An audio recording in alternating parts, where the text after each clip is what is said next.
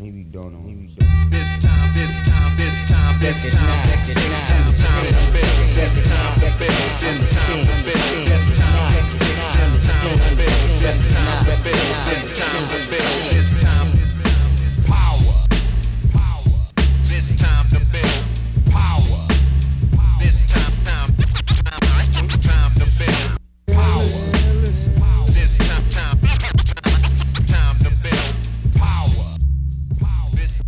What's up, everybody? I'm your host, Chris Hampton. Welcome to the Power Company Podcast, brought to you by PowerCompanyClimbing.com. Conditions are getting better. The season is maybe not quite here in a lot of places, but also in a lot of places it is. Right now in Lander, Wyoming, it's feeling quite nice, quite enjoyable. The aspens are changing and are yellow and orange right now, and frankly, it all just makes me happy. So right now, I'm shifting a little bit from super full-on work mode, not because I have to, but largely because I just love the work I've been doing lately. So I'm more psyched on that than I have been on climbing. But the weather is getting me outside more and more and more. And it's, that kind of thing builds its own momentum. So I'm rolling with it. In fact, I'm headed out there shortly, so I'm going to keep this short, which is how you like it anyway.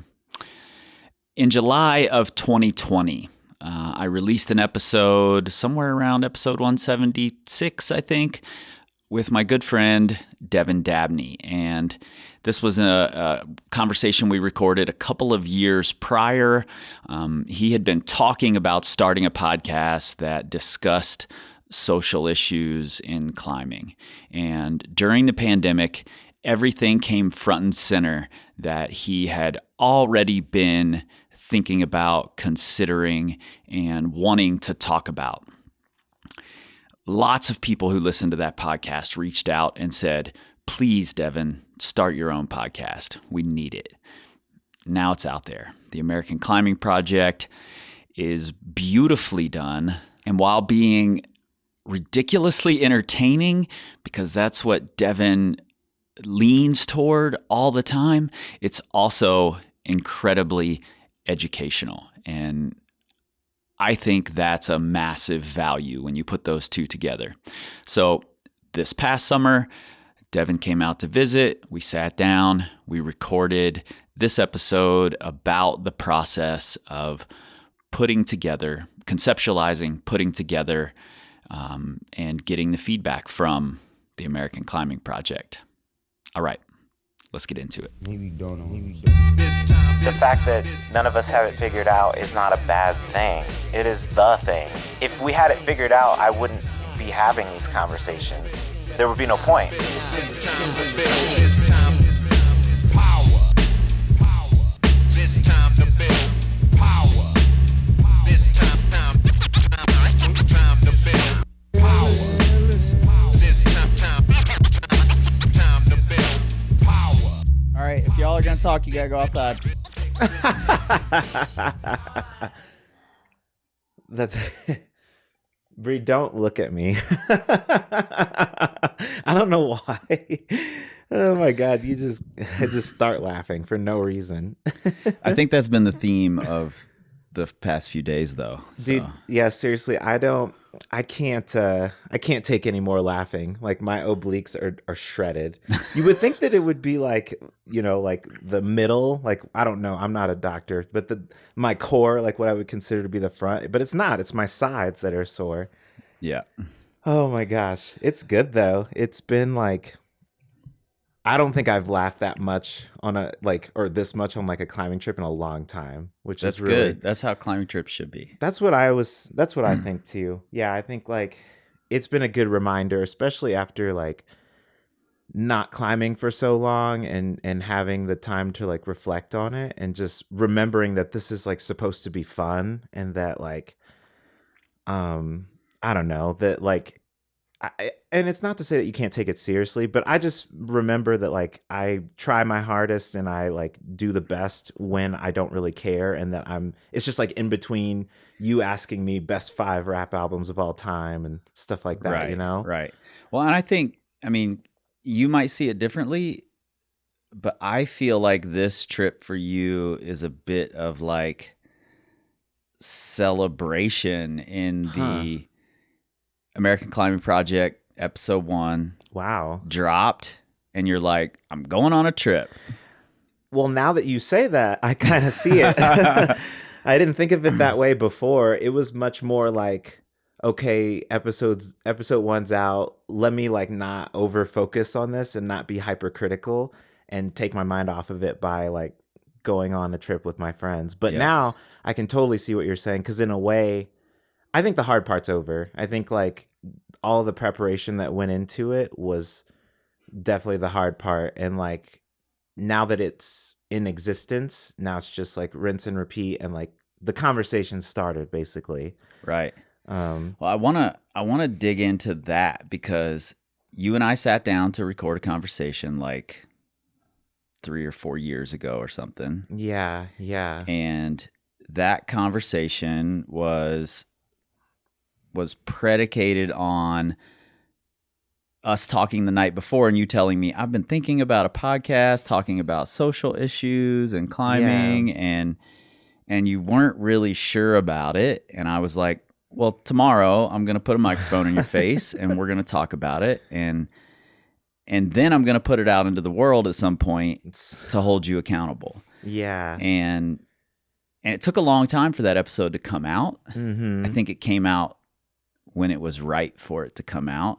100%. And I got lots of feedback from people saying, Devin Dabney needs to do a podcast. That's cool. That's nice to hear, especially because like I feel like everyone has a podcast, and that was one of the reasons why it took me so long, is I didn't want to just be like the SoundCloud rapper equivalent of a podcaster. You know, where like there's no effort put into it or like any thought. I just want to make sure that everything I do has a reason. And you know, I had a reason back then, but I think even like thinking about what we talked about 4 years ago versus now, it's evolved so much. You know, like, I mean, that project really started, it started last year before the pandemic. Me and one of my really close friends, Kat, when I was living out in Oregon, we were starting to record stuff together. And that was really where the American Climbing Project started, was with us two just talking back and forth about different social issues in climbing. And then like the pandemic hit, and then I came back here, and it became hard for us to communicate, and we weren't able to like record together. So then I kind of like let it go for the time being. And I was like, I'll just, when this is all over, I'll come back. We'll revisit it. And then Rob, he gave me a call one day, and he was like, I have this idea for a blog, and like he was explaining what he wanted it to be about. And it was basically like the blog version of what I wanted to do with Kat. And I was like, why don't we just like combine forces and work on this together? And and then even after that, it's changed so much, you know, like between like the process of collecting interviews and like me coming up with like those like comedy sketches, I guess you'd call them. Like, I don't know. It's just been through a lot of iterations very quickly. And I think that it's going to continue to change. Well, it's interesting you say it's been through a lot of iterations very quickly. Mm-hmm. And it has, but there was a lot of thought on the front end of it. Yeah. I mean, you had this idea 3 or 4 years ago, and then I remember getting a text from you saying, I'm starting to talk about and think more about this podcast idea, you know? Mm-hmm. And I was like, okay, I got this episode on deck, you know, just let me know. Mm-hmm. And then the pandemic started, and then the uprising really started. And I think that's when it started, looking in from the outside, that's when it started to solidify for you. And you started to feel like, okay, this is more than just something I want to do. It's something necessary for the community. Yeah. It became, I think initially it was much more in response to being tired of having all climbing media be about training and performance, I wasn't really considering. I mean, Wait, I was. Devin, what do you mean? What do you mean? Well, yeah, that's true. I mean, you don't This ever is talk a about podcast. training, so I mean, you could probably talk about training more, honestly. But yeah, it wasn't necessarily. I don't want to say that it wasn't socially motivated, because it was, Yeah. but I was just like, I just wanted a podcast that talked about things like climbing as a couple, or like being a black rock climber, or the setting world. Like I just wanted something different. And Right. then, like you said, I think post pandemic, post all of the very publicized police murders, like that is when it became much more of a like collective idea, where I wanted it to be something that I helped start, but that ultimately I would give it to the community to continue. Like Yeah. I don't know. I don't want this to be. I would like to be associated with it. Like I would like it to be like quote unquote something I created, but I'm trying to create it and give it to the climbing community, because I think the climbing community needs something like this, if that makes sense. Yeah, absolutely. And I before we get into what the American Climbing Project is, it just occurred to me that when I listened back to our first conversation, Mm-hmm. I was surprised by it. I remembered talking to you about your podcast ideas. What I didn't remember is that when we sat down and we were just mic checking, Yeah. my first question was, tell me about yourself while you were sound checking. And you were like, I'm Devin Dabney, I'm a climber. And I immediately said, do you ever call yourself a black climber? Oh wow. Yeah. And when I heard that, I was like, whoa, I don't remember saying that at all. But now in the face of everything that's going on, do you still say climber? Mm-hmm. Do you ever say black climber now? What's your, without going too deep into it, what's your identity around climbing right now? I still say climber. There was a period where I questioned whether I was a climber, but I realize now that that was because of the very narrow definition that we have as a community around what constitutes a climber. Right. Like it depends on who you ask, but some people, well, okay, so there's like calling yourself a climber, and then there's like a real climber. So like, of course, there's people who are like, well, you're not a real climber until you climb outside, or you're not a real climber until you climb lead.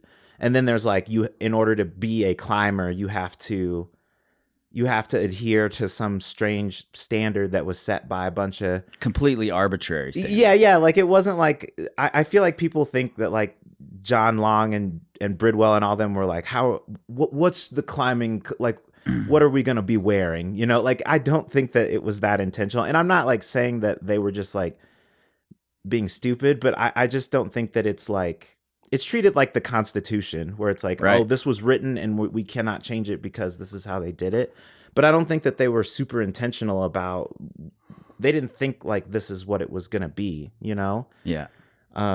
So I think like, and it's interesting. I don't actually say black climber that much anymore, but I very much am aware of it. And that's like something I am drawn towards, but I don't Have you become more aware of it? Yeah, definitely. You know what? There was I was listening to, not more aware of it, but maybe perhaps aware of the implications. So I was listening to a few people that weren't climbers. They were black outdoor enthusiasts of different kinds. There was a guy that was a fly fisher, and there was this woman that was a hunter and survivalist, and then gosh, I can't remember his last name, but James, he's a black guy in the Pacific Northwest.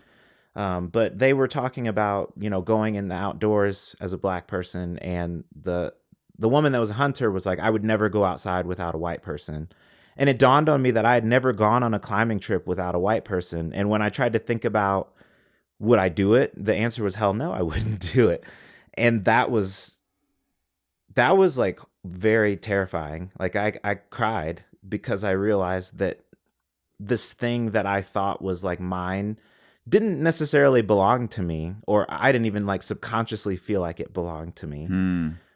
So it's like I've always been aware of it, but I guess I felt super naive in that moment, where there was all these times that I joked about, like, oh, like, look at all the Confederate flags everywhere, or like, not getting out of the car here, boy. Like, it was like a joke, but I guess that was like my way of burying the, like, I guess the fear that I actually carried. So Yeah, I mean, it's a really common method of dealing with discomfort is joking about it, you know, trying to make light of this really heavy situation. Right. We're taught that we're supposed to do that to some degree. Yeah. Well, I mean, at some point, I mean, I can only speak for my experience being Black, but at some point you have to, because otherwise, like, it would just consume you. You wouldn't do Right. anything. You would. Right. I wouldn't have ever gone climbing if I had always thought of it that way. It would have been too scary. I mean, it's already scary as it is. Like, it's a very risky sport. I mean, no matter what, like, we say safe all the time. Like, I was actually thinking about that yesterday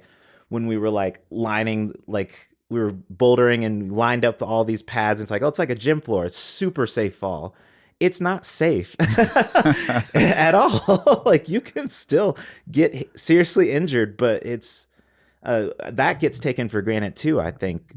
So never mind all that. Like, if you're gonna then add a layer of like, oh, by the way, like, your skin color makes it even less safe, I don't think it would have appealed to me. Yeah.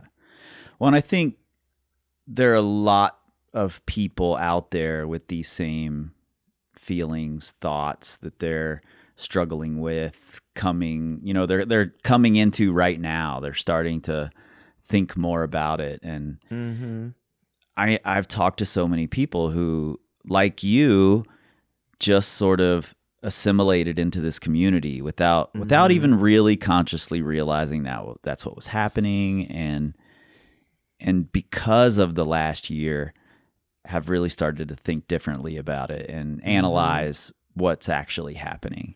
Yeah. And I think that's where the American Climbing Project comes in as this important voice that's there for those people to hear, relate to, discuss with. So after Rob gets a hold of you, talks about this blog, you guys are like, let's join forces, you know, let's be Voltron. What did it look like from there? What was the process of coming up with this concept? It was a lot of meetings, a lot of time spent either on the phone or on Google Chat, just like thinking about how the big picture of like how we wanted this to evolve, like what sorts of storytelling mechanisms we wanted, because I was very clear that I didn't want it to just be a regular podcast. Like, I didn't want it to just be me talking to people, like interviewing them, because I was very concerned about the message being sticky, if that makes sense, of like, I wanted it to be something that you enjoyed listening to, and it also just so happened to have really good content. So we thought so much about like different ways to do that. And all the while I was just, you know, messing around, coming up with like these silly comedy things that I guess in a way kind of did what I used to do, which is make light of a very serious situation so that you can engage with it. Because I knew that I wasn't going to get people to listen to it, that I wanted to listen to it, if it was all serious. And I'm not saying that that's not a valuable way to communicate, but from the get-go, my goal was to be able to reach the vast majority of rock climbers, which I think are mostly white people that are not malignant in their views or like, you know, intentionally causing harm, but perhaps don't understand the perspective of someone else. Right.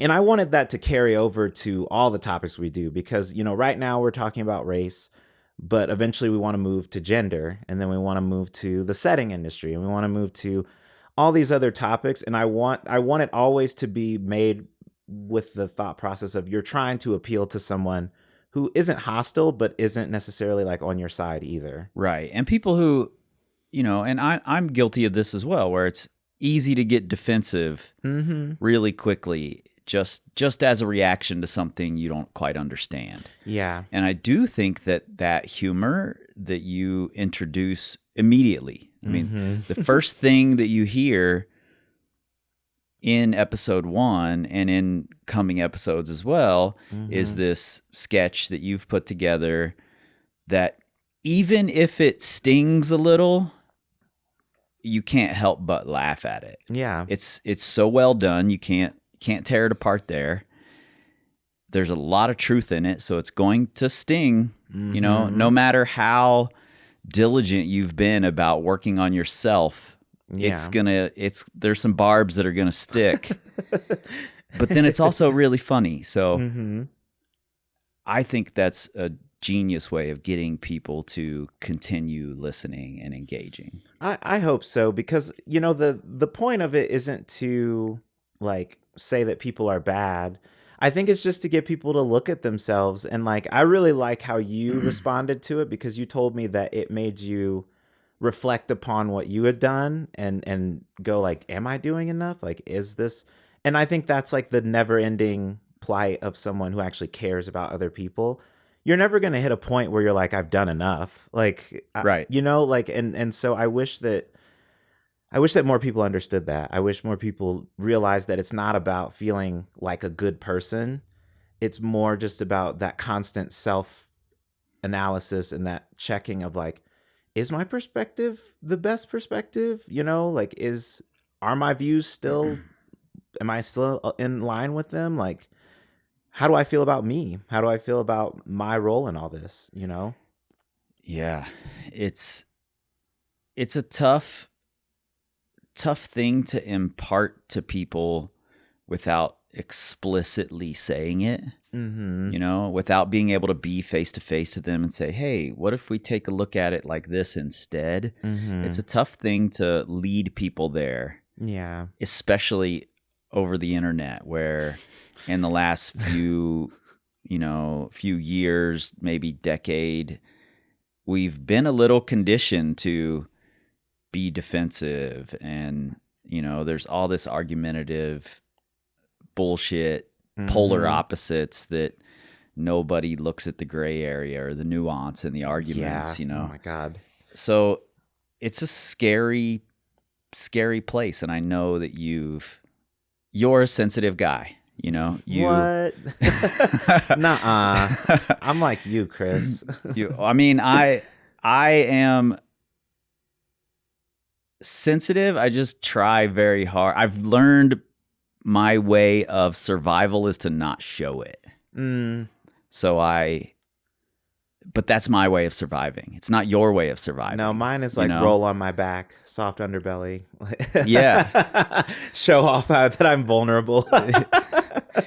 And I think that makes it all the more admirable that you've been willing to jump into this conversation, because, you know, me jumping into this conversation, I have a suit of armor on most of the time. Yeah. Your armor is a little more penetrable. What were your, like, talk to me about your insecurities and fears going into this thing. How much time do we have? We have as much as you need. We might have to stay till tomorrow. Oh my God. It was like, I mean, initially it was the fear of like, can I do this well? Yeah. You know, like, so never mind even what we're talking about. It was just like, can I do a good podcast? And I think once we started making it, I realized, oh, this is going to be good. Like, it's going to be well done. I'll put it that way. But then, of course, there is the fear of, you know, after that subsided, there was the fear of like, am I going to be setting myself up for violence? Like, am I going to be, and violence comes in lots of forms. So am I going to get attacked by people on the internet? Am I going to be at the crag one day? Like, it was like yesterday when those people recognized you. I was like, I don't know if I want that for this, because I don't want some dude being like, listen here, I'm white and I've worked hard my whole life and I don't appreciate what you said. Right. Like that. So I'm like, I thought of it that way. But actually the greatest fear was having people who are, quote, on my side, picking apart what I say and extracting a really reductive, corrosive narrative out of it. So like, I can't even really tell you exactly what I picture, but I'm just picturing like I say something and then someone like hears it and they like extract a meaning out of it and they're like, this obviously is like homophobic or transphobic or racist in some way. And then like that is the message that gets propagated.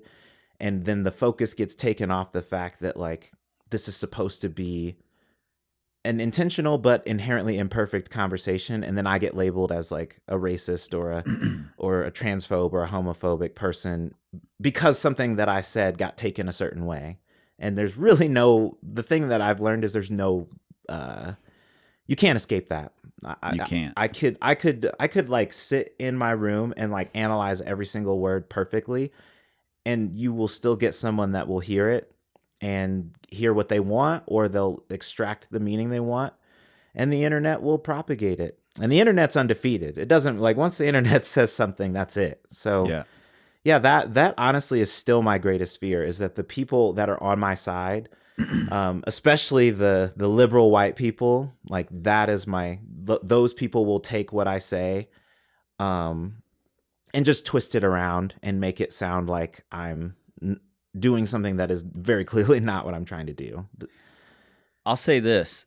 I think the internet's undefeated on the internet. But in real life, I'm not sure the internet's ever won.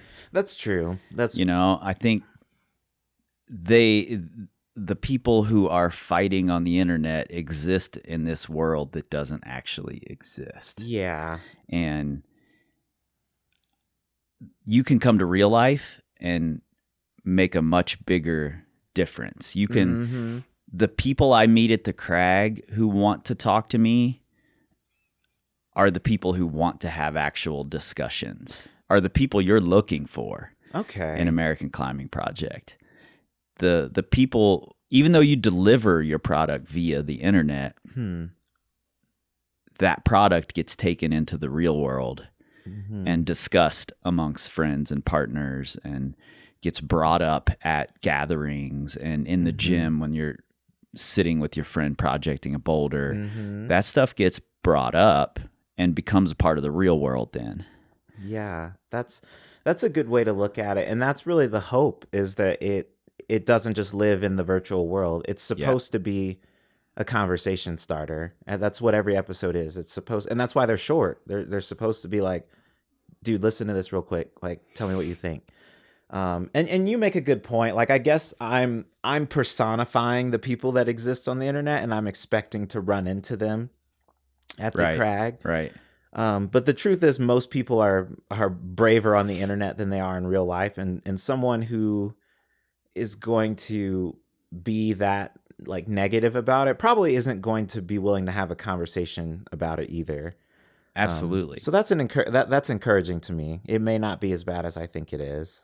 No, and there are going to be naysayers. There are going to be haters. There are going to be people who won't look past this initial defensiveness they feel, and that just always will be for any tough conversation, anything that pushes against the norm, that's going to exist. 100%. Yeah. And I'm okay with that. Like at first I was worried about it, the pushback I would get from people that were triggered, but I'm definitely okay with it now, because I've realized that that's not my thing to handle. And honestly, like, to a point, that's exactly what I want. Like, I'm doing this so that they'll get triggered and have a defensive reaction, or have this, like, it doesn't even have to be defensive, but just an emotional response. I think I told you, like, if everyone liked this podcast, I would be disappointed. I would consider it a failure, not because it wasn't good, but because the point is for people to have a reaction, not for it to be just labeled as good. And that's true with any art. I think that's true with music. That's true with visual art. Like, even my route setting, I've never liked the feedback, I love this route. Yeah. Some people like Midnight Marauders better than Low End Theory, and they're wrong, but they're entitled to that opinion. I totally agree with you on that. So yeah, you're not going to get any pushback from me because that's my favorite Tribe album. So yes, you're right. They are wrong. Low End Theory is the best one, but they're entitled to believe that. They can say whatever they want. Well, you and I had a lot of conversations in the making of American Climbing Project while you were working on it, and you kept telling me it's more like a mixtape, and I would hear you say that, but I never quite understood it. I never knew exactly where you were headed.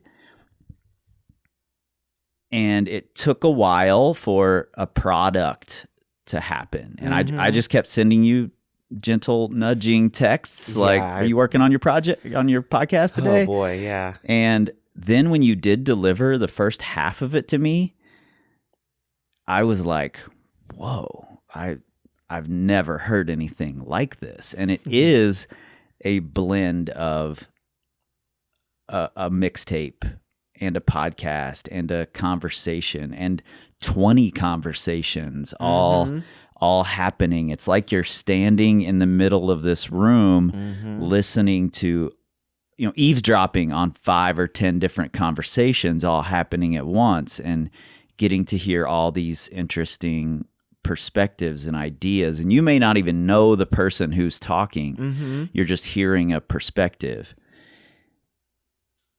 That's really fascinating to me, and it's uniquely you. It's rooted in this hip-hop tradition of mixtapes and this tradition of speaking your truth, but also allowing other perspectives to come in and permeate your work. Right. And it also, I think, follows the mixtape tradition of just put it out there. Yeah. Like when Lil Wayne was going on his drought run, he probably wasn't doing multiple takes. He probably wasn't doing a whole lot of tracks. He's probably just rapping and then all right, I'm done. And that's what I wanted it to feel like. And it's kind of a tough balance. I don't want it to sound unrefined, but I did want it to sound not messy, but blended. Like you said, you described exactly what I wanted. I wanted it to feel like you were around the fire pit at Miguel's and you're and someone brought this topic up and then now everyone's talking about it. And I wanted to have you hear from multiple people with multiple different takes. And I wanted to have that music, music was supposed to be a big part of it. And yeah, I wanted it to feel like a blend of, different climbers and different perspectives and, maybe not perfect, but perfectly imperfect in that sense. Well, I'll tell you one thing that was really interesting for me was I have developed the way that I listen to podcasts. I've developed the way that I listen to music, and they're distinctly different. I'm in a different frame of mind. It's when I'm doing different things. And I turned your podcast on in the way that I normally listen to podcasts, in that mindset. And initially, for the first 10 minutes, I was confused. I didn't know what to think. But then I found myself going, okay, here's what's happening. Here's the pattern. Here's the theme. Now I'm looking forward to this next time when the music starts playing and I get to hear all these other conversations. And I've picked out these two voices that I'm interested in. Maybe they're saying something I don't agree with, and I'm curious to hear what they say next. That threw me a little bit because I've never had that experience listening to a podcast. It was almost like I was waiting for the Andre 3000 guest verse. Yeah. Yeah. So it was almost like listening to music, but in a podcast form. That's so cool. I hope everyone else has that same thought when they listen to it, because it was very much I wanted it to be show, don't tell. I didn't want to have to explain to the listener, this is how it works.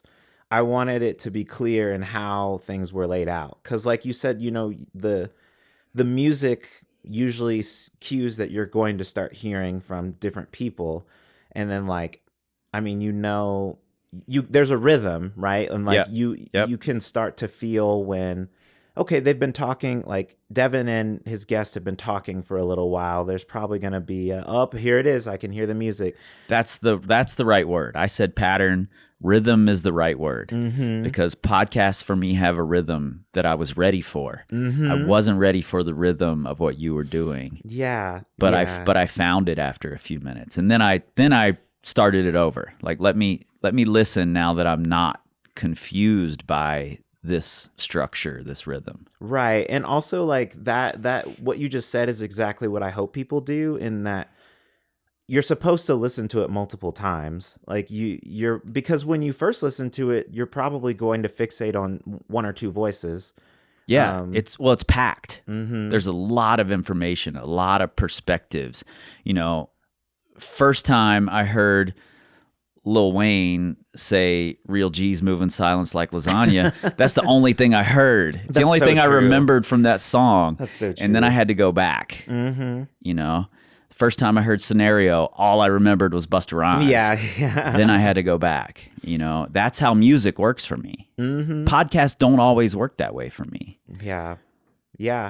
Well, and also like I think that's like the hip hop side of it, right? Like the kind of rappers I love to listen to are like that, where you listen and you get one thing out of it, but then you listen again and you hear something else. And then the 500th time you hear, shit, like that related to this. And that's exactly, I mean, it's all rooted in like the hip hop that I grew up with, of just how it's structured, like the listening multiple times, and then just like playing a little bit into like modern hip hop, where like it's made to be listened to multiple times because it's catchy. Like every song nowadays is like 45 seconds, but it's like, it's jam packed with, here's a hook, here's like 8 lines, and then here's a hook again.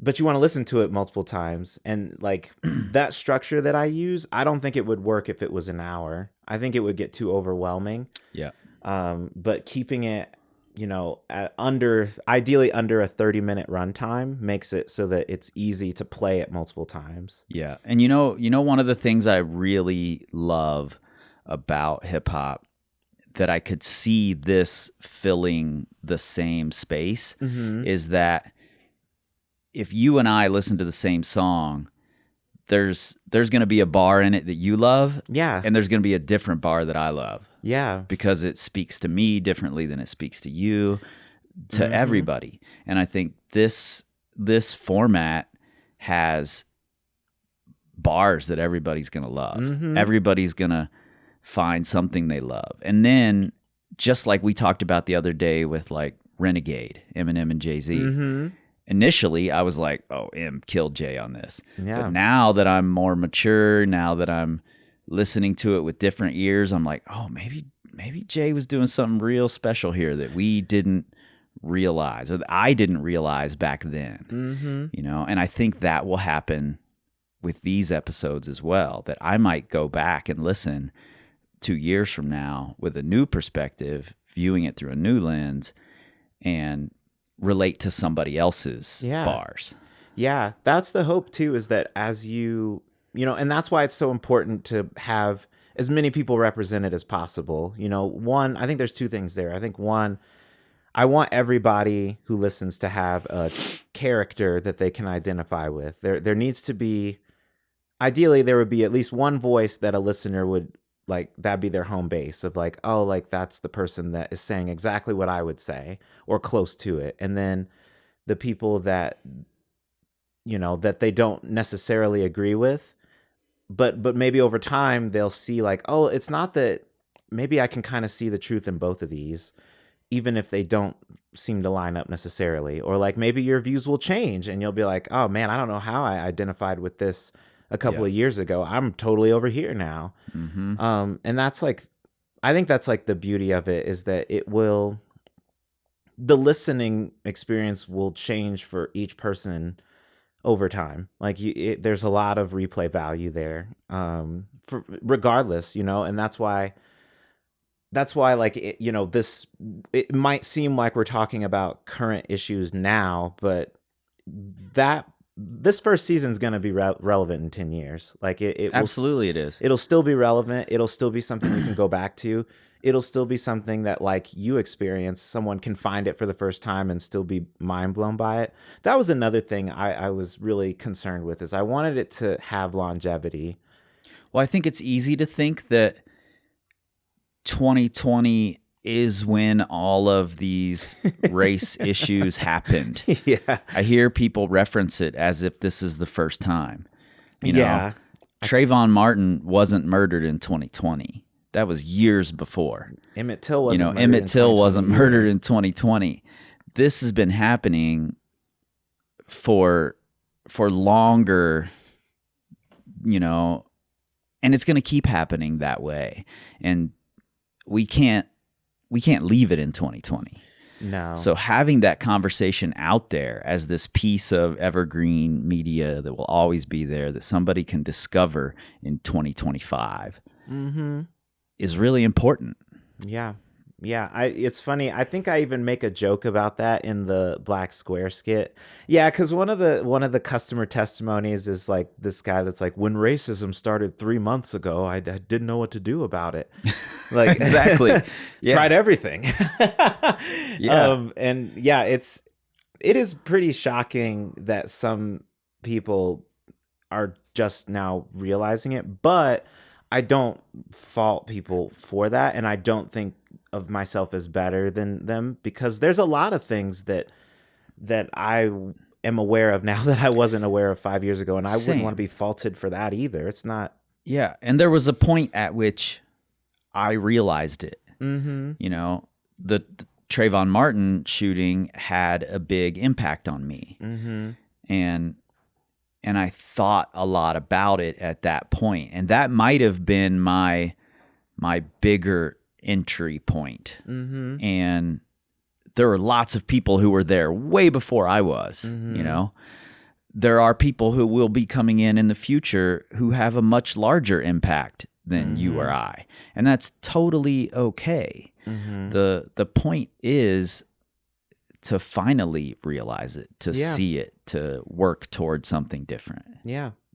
It's I mean, you always wish people could have figured it out sooner. Yeah. But we're limited. We're limited by our perspective. We're limited by who we grow up around. We're limited by how far we can travel or what we're exposed to. Yeah. And that's why it's so important for me personally and for this podcast that it exposes myself and the listener to as much outside influence as possible, because for myself, at least, one of my great fears that kind of keeps me up at night is that I am in a bubble and that I'm not being exposed to new perspectives. Right. I don't want to wake up one day and be 60 and my grandkids are telling me that I'm like out of it, or that like my worldview is, just so behind. But that probably will. It'll happen, but like I'm gonna do my damnedest to make sure that I at least try to keep up. But inevitably, it will happen. And so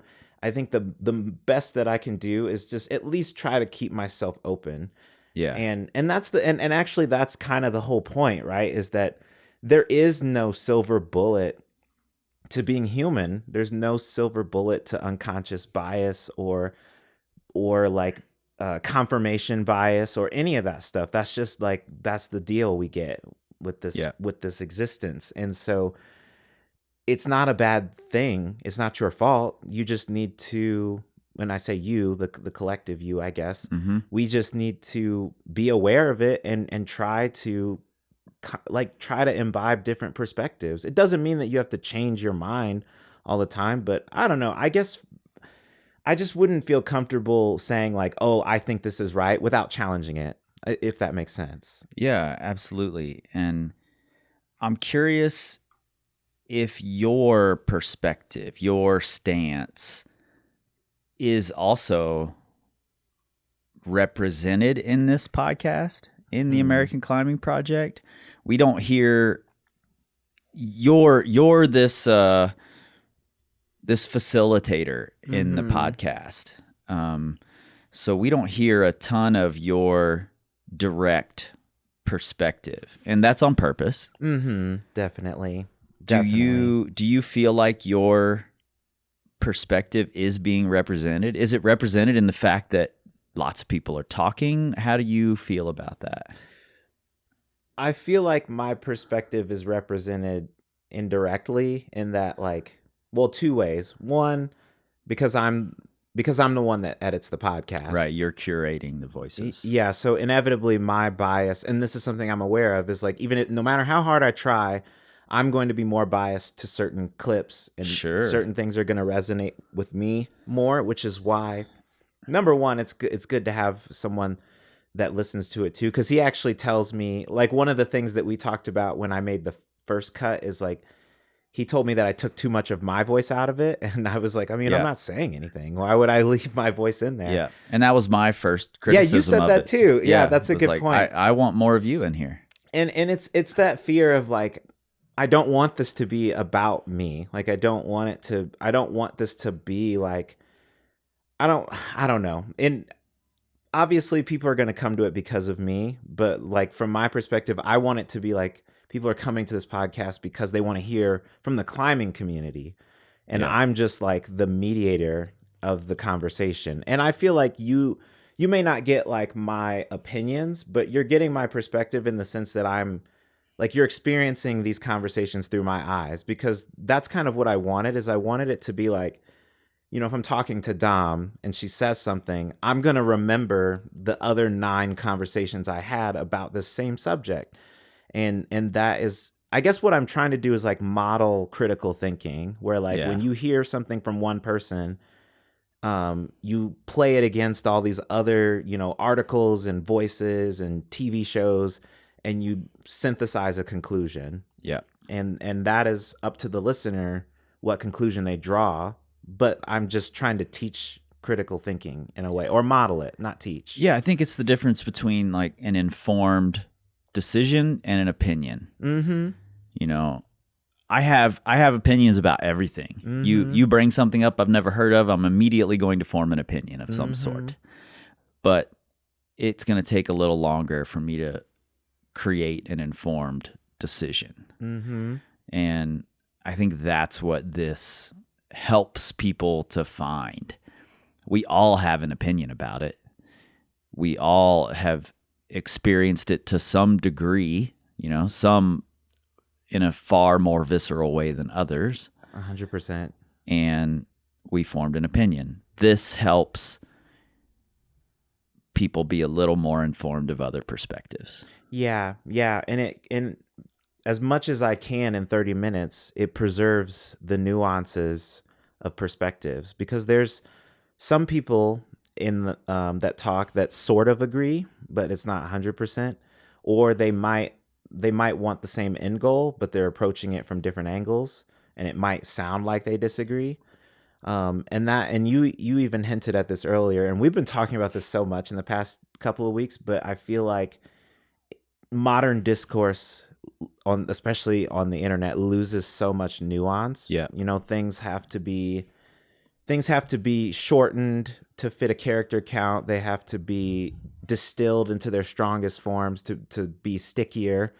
And so like you might hear someone's opinion, but they're taking away all of the nuances and those things I just explained. Like they might have a similar goal, but they're approaching it differently, and you'll lose either one of those, and it makes it sound totally different.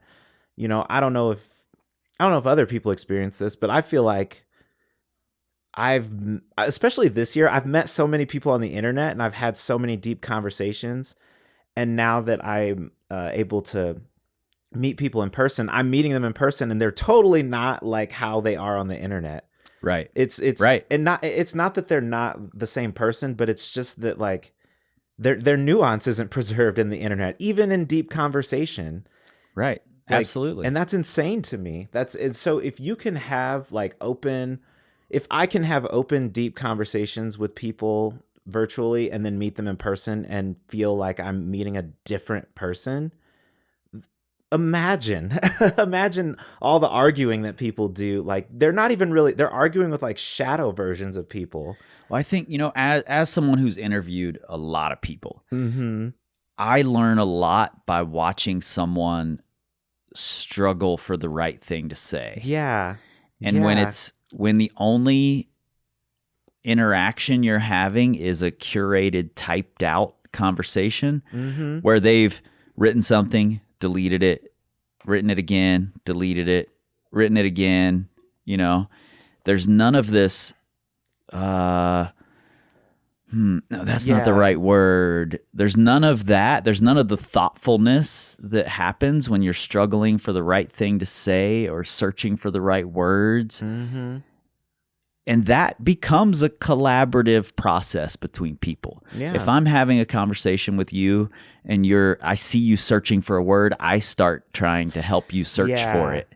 And it becomes this collaboration between two people, and you start to understand each other better in those moments. That's my opinion. No, I agree. And you don't get that on the internet. It's this dry, written out, curated thing, edited thing. And then also, like, when you read someone's text, you're reading it through your lens. From your lens. So Yeah. like you're gonna put inflections where you expect them to be. You're going to emphasize on, and even like voice messages, because sometimes I mean I talk a lot, so sometimes I prefer to send voice messages over Instagram or even like my phone as opposed to like typing it. And I even like do those over where like I'll start saying something and then like I won't like it and I'm just gonna delete this and do it again. So even that is curated. And speaking of which, remind me to play you a voicemail Mario left me because it's hilarious, and I saved it to my phone because it's so funny. If we were gonna do like a top 5 Dead or Alive voicemails, you couldn't. Mario Stanley could not be not left out of that. He could be left out of that. I saved it conversation. because I want to use it in a Ballad or Bullet song. Dude, oh my God. That's like, okay, so Kendrick wasn't the first to do that, but I love that, like, using real voicemails. Yeah. And I actually did it on one of my earlier music projects, where, like, I took different voicemails from, like, my friends or girls that I dated or my parents even, and just, like, it just works so well because it is real. Like they weren't recording it thinking like, oh, this is going to be a skit or an interlude. And that's what makes it feel kind of, I don't know, curated. Well, and that's the, like, you by taking Mario's voicemail and putting it on a Ballad or Bullet song, I've taken it out of its context, and people are free to take it how they want, you know? And I know there's so much humor in this. I can put it there and it'll be this hilarious thing. But it's the same thing with the internet, you know? You take this typed out thing, and as soon as that person hits send, context is basically removed, gone. You know? Yeah. Anybody can come there and look at their Instagram post and not have a clue what the context is because it exists in this one space. Yeah. And I mean, like you said, even if someone like types it out to what they deem to be a perfect standard of like, I communicated exactly what I wanted to communicate, there's still that receiving portion of communication. Like it still needs to be heard, it needs to be processed, and that person's perspective is different. So they will latch on to certain things more than others. They might have different associations with words, you know, like different words connote different feelings for people. So that's why, I don't know. That's why it's so important to just keep having these conversations. I feel like is that you forget, especially virtually, you forget how much that like there's humans on the other sides of these. Yeah. And I think it's really important to keep in mind that all of the voices you hear in episode 1 of the American Climbing Project, none of those voices have it figured out. We're all in the process of figuring it out. You know, Dom Davis, who's the main character that's what I've been of saying. This episode, while she's brilliant, doesn't have it all figured out. She'll change her mind about things. She'll grow. I think that's really important to remember. We also listen to created media and we immediately think this person's in my phone talking, so they're an expert. Yeah. You know?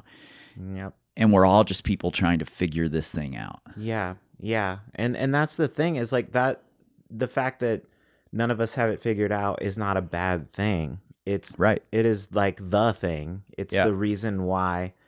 If we had it figured out, I wouldn't be having these conversations. There would be no point because we have it all figured out. You know, Right. like there would just be no reason. And like that's what makes it brilliant. And that's why having multiple perspectives it just, you can, I don't know. I always think of something one of my mentors said to me is like, there's your side, there's my side, and there's the truth. And I feel like the more perspectives I take in, the closer I get to whatever my truth is. Right. We're all somewhere on this path between I just realized racism exists to complete enlightenment, you know? Don't say that. We're all somewhere in that spectrum. You're gonna make people think that enlightenment in racism is possible. It's true. Like someone just heard that and was like, "Oh shit!" So I can 10,000 hours, I'm gonna be enlightened. Maybe I just need to read White Fragility one more time. Maybe I just. Oh my God! But your point still stands. But I just sorry, I couldn't help it. Somewhere between racism exists and enlightenment.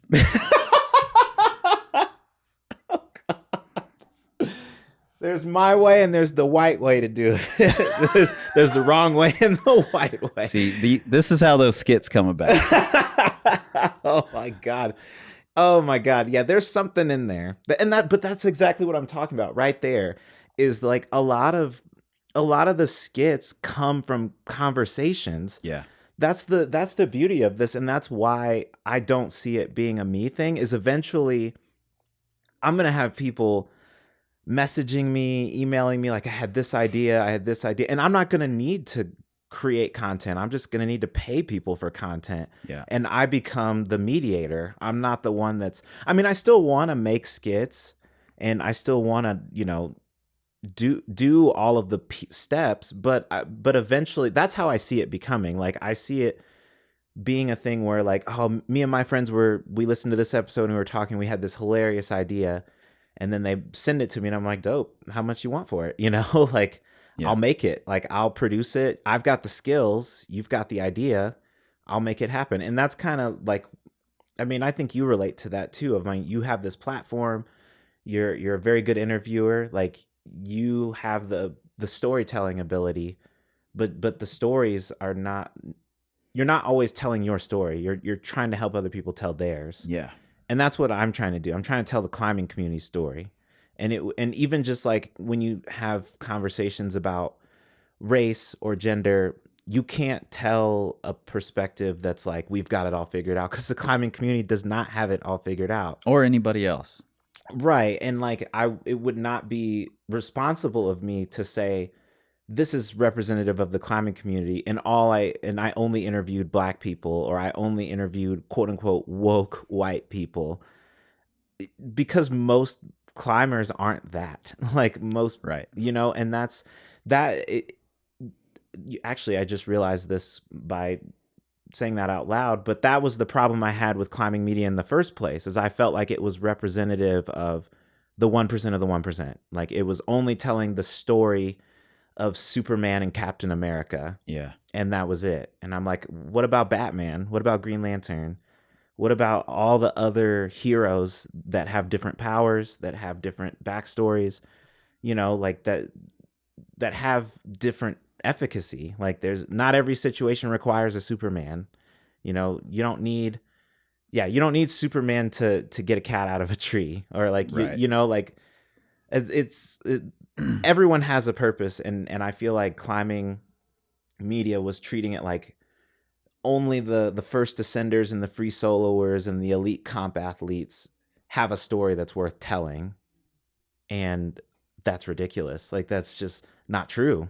And it's less relatable. It's so much frankly. less relatable. That's why, like, and you know, I always feel bad because I like Dosage just as much as everyone else. Like when I first started climbing, we had we had Dosage 1 through 5 on DVD. I've got them on the shelf right up there. Do you really? Yeah.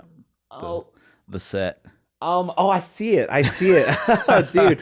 Yeah, so I've probably watched Dosage more times than I've listened to The College Dropout. And that's a lot for reference. Right. But because we always had it playing, and I would get so psyched watching people try these crazy things and like deep water soloing and like, so I have an appreciation for it. You know, I love it, but I don't know, like, at a certain point, there's only so many times I can watch the film Shirtless White Guy Climbs Hard in California or Shirtless White Guy Climbs Hard in Spain. Like it's like Call of Duty, dude. Like they just keep like updating the weapon, the gear, and then like, oh, well now it's in Russia instead of Germany, and it's the same story.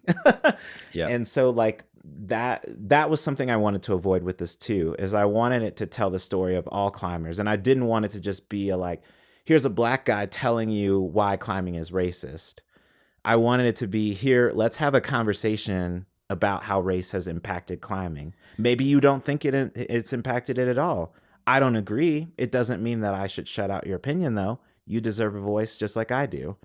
I appreciate that the voices in it are real people interacting with this in real time, and not just scholars who've thought deeply about this for a long time and are so far beyond where the rest of us are in the spectrum that we feel like we can't relate to it, or we have so much catching up to do that we don't know where to start. Yeah, that it wouldn't serve its purpose if that's what I did. Yeah. You need to have a character in the story that you can identify with, and if I'm just talking to a bunch of doctorate studies and, you know, Black history, or like people that have read all the books or done all the things, you're still going to feel like this is unattainable. You're going to feel like I feel when I watch Dawn Wall. I love Dawn Wall, but I'm just saying that, like, I'm not looking at what they're doing and going, yeah, like eventually I'm going to, like, there's just nothing, I can't really pull a whole lot from it. I mean, I can pull some things from it. I guess Free Solo is a better example, where I can't, like, I'm not looking at Free Solo and being like, yeah, this applies. There's so much in my life that applies to this. Like I've learned a lot about myself. And so it wouldn't serve its purpose if I just got a bunch of people that weren't, you know what I just realized too, is that like when I asked people to be like, if they wanted to be guests on the show, well, and this is something that only happened with white guests, is a lot of them were like, I don't know if I'm the best person to be interviewed for this. And that was how I knew they were the exact person I wanted, is someone that was reticent to it, maybe a little uncomfortable, that didn't feel like they knew what they were doing. I was like, no, you're exactly who I want. I don't want the person who thinks they already know the answers necessarily, or is comfortable in these conversations, because if you're comfortable in them, something's missing. Something has to be missing. I don't know. Do you get what I'm saying? I feel like if you feel comfortable, or you're like, yeah, I'll talk, especially as a white person, where it's like, yeah, I'll talk about this, no problem. Like that's kind of a like, huh? Why do you feel that way? Well, I think that's what this entire podcast, 220 of the 230 episodes are about. Get uncomfortable, sit in that space for a while. Try to understand what it means for you. Get a little more comfortable, get a little further along the spectrum, and then get uncomfortable again, and then again, and then again. And eventually you start to love this learning process, and you love getting into those uncomfortable spaces. And it's one of my favorite things to do now. Yeah. I don't know if you did this or thought about this or did this on purpose, but for everyone that tells you like stick to climbing, or like this is out of your element, I feel like this is the most natural transition for what you talk about, where you've built your training like philosophy and communication style around, I'm not bullshitting you, like you are going to be uncomfortable. Yeah. And so like it seems like the most natural transition for you to have these sorts of conversations, because it's the exact same philosophy. It's the exact same way that you would approach training for climbing, of like, I'm Yeah. going to be uncomfortable. You got to grow your comfort circle and then step outside it again. When and people again. tell me stick to climbing, I'm just like, I am. This this is climb is climbing. life, bro. Like, You know, this is climbing. This is the climbing community. So yeah. And that's, but again, I think that is a result of how climbing media has curated the way people think about climbing. They think of it as like this precious, special thing that was written down by the founding fathers of rock climbing, and it exists in a vacuum. Nothing has affected it, and you're not supposed to critique it. And you're just supposed to do what other climbers do. And yeah, like there's no thought about. Have you ever considered that like climbing is affected, that even your climbing is affected by your life? yeah, and that it's like, why we make amendments to the Constitution. Yeah, yeah. You know, God, dude, I've never understood that. Like, well, this was written 400 years ago. Obviously, they had the forethought to think about the internet and like all the problems we would have today. Right. Like the people that sat down and wrote the Constitution for the United States were like, yeah, this will apply when they have self-driving cars. Like, I think this will still work. It'll still work out when Jeff Bezos is born, and yeah, like it'll still make sense. Yeah. Things change, they have to. And I appreciate you being a voice in the midst of change, you being a journalist of people experiencing and working through change, and letting us see bits of yourself through change. I feel like if somebody wanted to look at the growth of Devin Dabney, they could look at your climbing music, listen to it, listen to your other music, listen to Ballad or Bullet, listen to the American Climbing Project, and they get to see Devin Dabney's growth as well. Yeah. You know, that I think that's important. It's important for me. It's important for everyone else to be able to see, with you putting your voice out there as a creator in this space. And you get to see, like, one thought I had is you get to see that some things don't change. I still believe in showing up as you are. I still believe in being my authentic self, and knowing that I don't have it figured out any more than I did a few years ago. And we've even talked about this with music. I used to be afraid of people going back to my old music and judging, you know, because stuff gets taken out of context, and like things don't get judged by the current, or they always get judged by the current time. So like if you said something, you know, 100 years ago, it gets judged like it was written in 2021. Right. And so I was afraid that like people would listen to my music and like listen to what he said about women, and like, but that's the other thing too, is that you get to see that I am not perfect, and that I did have some things that I would not say now that I said 10 years ago. And I had some views that I don't agree with now that I had 10 years ago. We all do. And so, you know, it's really easy to critique people that put themselves out there, because that's forever, man. Like, your music is going to exist forever in the ether of the internet. And, you know, people have your tapes, and that's not a bad thing. I used to think it was a bad thing, because it's like, oh, well, now my mistakes are out for the world to see. But I mean, ironically, that hasn't changed, but the way I look at it has changed, where I'm like, oh, like, yeah, my mistakes are out for everyone to see. Go ahead. Like, I mean, like, that's the point. Like, I'm not coming to you like, I don't even think I'm the best person to host this show, but that's the point. Like, if I feel like if I thought I were the best person, that I probably am not the best person. So That's the idea, to me at least. Yep. I appreciate your thought in all of this and in the creation of all the things you make. I appreciate getting to be a collaborator with you. I'm getting more out of it than you are. I don't know if that's true, but we can fight about that on a different episode. See, like we can disagree and we're still going to be friends and you're still going to be my mentor. See, like, look at that.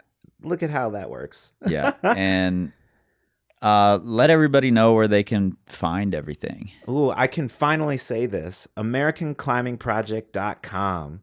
That is where you will find all our socials, all of our, you can listen to us wherever podcasts are available, but all the links will be there. You can find the blog there, which is amazing. Rob does an amazing job with research. And you can also find like if you want to give us money. Yeah. And you should. It's a valuable conversation, and that's how it's going to continue. You should. Yeah. And if I can sway some people by saying this, if you give to the Patreon, that money goes directly back into the podcast. That money will never go to me or Rob or any of the hosts, unless it's like someone we're like commissioning for a season. Like, we need to figure all that out. But the point I'm trying to make is that all the money that we're getting from Patreon goes directly back into paying our guests, paying our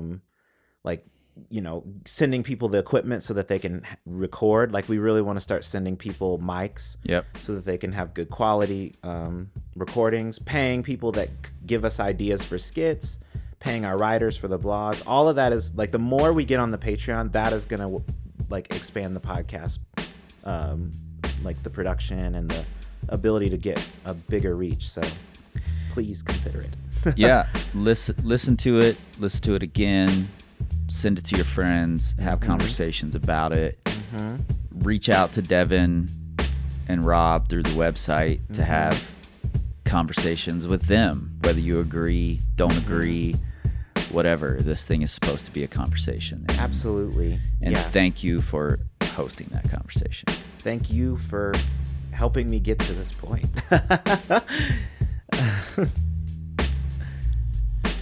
As of today, episode 3 of the American Climbing Project has dropped a couple of days ago, actually.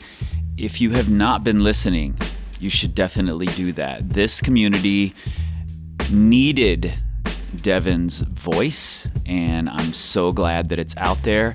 I hope that this episode gives you a little more of Devin that we don't get from the American Climbing Project. He is a truly generous, beautiful, thoughtful, maybe the most thoughtful soul that I've ever come into contact with, and wildly creative.